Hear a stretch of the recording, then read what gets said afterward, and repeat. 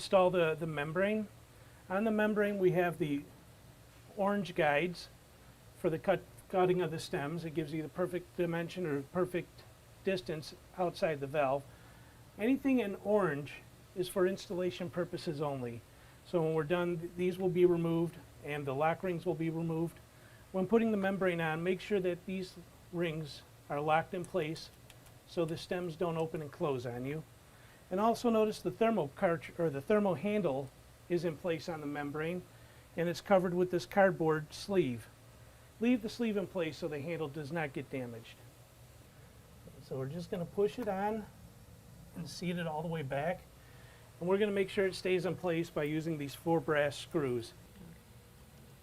And then just tighten up the screws. And now we can move on to cutting down the stems. The next step is to cut the stems. So we're going to have to cut the 2 black stems. The stems must be flush with the orange template. So here we're using a hacksaw, and we're going to take our time and cut it slow so that we get a nice flush cut. Get the second one done. Now, if you noticed, I've been trying to stay as far away from that cardboard sleeve and the thermal handle as much as possible. I just don't want to nick it or hit it, damaging the finish. Even though it has the cardboard on it, just don't want to take that chance. Okay, that looks good. Now that we have the stems cut back, we're going to go ahead and remove the membrane. So that means removing the 4 Phillip head screws. And now that we have the stems cut, we can remove the guides. And they just simply snap off. And we can remove the orange clips that hold the stems closed. And these are just 1/4 turn locking clips. And we can install the knobs. Okay, to install the knobs, you have your little plastic guide ring. And on the inside of the membrane, you can see it's cut out. And with that cutout, on the knob, you can see there's a rectangular protrusion. And you just want to make sure it gets into that cutout, and these will snap into place. When you put the membrane back onto the valve, you want to make sure the knobs are turned fully clockwise. So now I'm going to go ahead and put the membrane back in place, but first, being the rough box has been roughed to the max rough-in dimension, I'm going to need these little extensions, and these will only go on one way, and they just simply snap into place.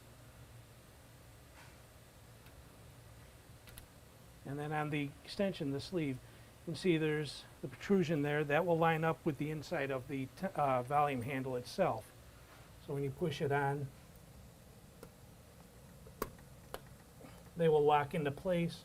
You can just give them a turn. You can feel that it's locked in. And then go ahead and reinstall the 4 brass screws. Okay. The next step would be to install the green button holders.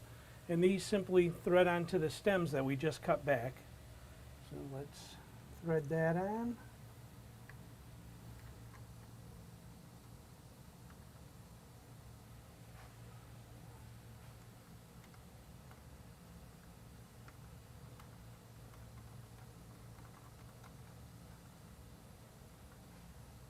So we have a shower head and a handheld shower. In this case, the shower head will go in on the left side, and it'll snap in place.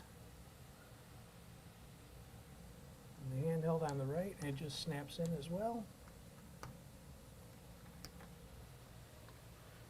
And if cut right, they should be pretty much flush with the chrome button. On, off, on, off.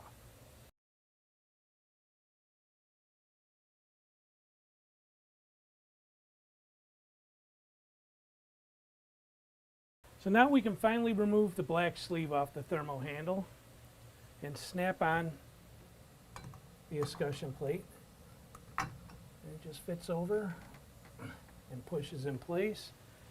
And then you have your cap for the thermal handle. There's a slight bevel on the cap. That goes down in the 6 o'clock position. That's so if you need to get in there, you can take a small screwdriver or a razor knife and pop it open. And that's the extent of it.